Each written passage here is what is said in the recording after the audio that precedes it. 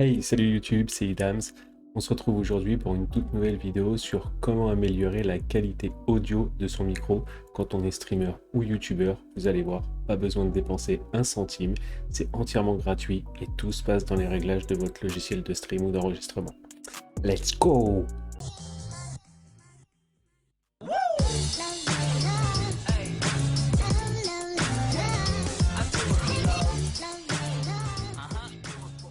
Alors vous allez voir, c'est très rapide, il va y avoir deux grandes parties. La première partie va se passer dans les réglages généraux. Twitch a changé récemment des choses par rapport à l'enregistrement du son des VOD, sur lesquels maintenant on peut séparer les pistes audio et ne pas avoir le son d'une certaine piste audio dans l'enregistrement de ces VOD. Et pour avoir fait ça, ils ont été obligés de mettre à jour leur lecteur. Et une chose sur laquelle ils n'ont pas communiqué, c'est que ce lecteur a été mis à jour et que maintenant on peut augmenter la qualité et dépasser la qualité qui était prévue par défaut. Normalement, le transmission du son était en 160 kilobits. Maintenant, on peut passer au 320. Je vais vous montrer ça, comment on le change dans les paramètres. Vous ouvrez votre logiciel de streaming. Pour mon cas, c'est OBS Studio, mais c'est exactement la même chose si vous êtes sur Streamlabs OBS. Après, vous allez en bas à droite dans les paramètres. Là, vous allez directement sur l'onglet Sorties et Audio. Et là, vous voyez que toutes les sorties audio sont en 160 kilobits. Il vous suffit simplement de toutes les passer en 320 kilobits.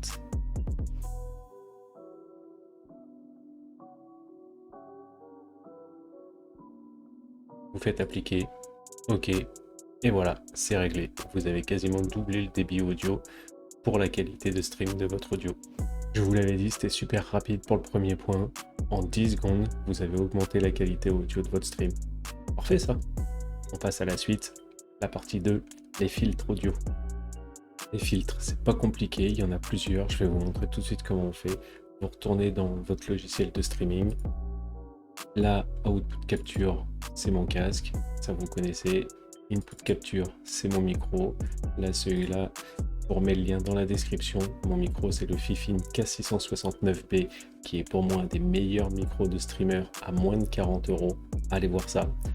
Et donc en fait, pour activer les filtres, il vous suffit de faire clic droit sur votre micro, filtre, et là vous voyez, j'en ai mis plusieurs. Le premier, pour en ajouter, c'est juste là, suppression de bruit.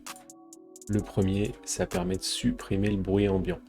Donc ça, c'est si jamais vous avez comme moi un PC avec des ventilateurs qui fait quand même un petit peu de bruit, ça permet de supprimer tout le bruit ambiant. Il y en a deux. RN Noise, qui a une meilleure qualité, mais qui utilise un tout petit peu plus de puissance de votre processeur.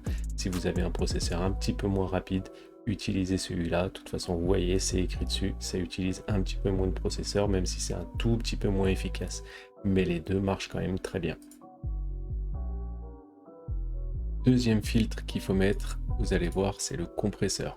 Alors le compresseur, je ne vais pas rentrer beaucoup dans les détails vraiment de quel est son but et son utilisation. En fait, ça permet, quand votre son change beaucoup, de réduire les seuils très hauts, les seuils très bas pour que votre son soit plus homogène. C'est grosso modo ça.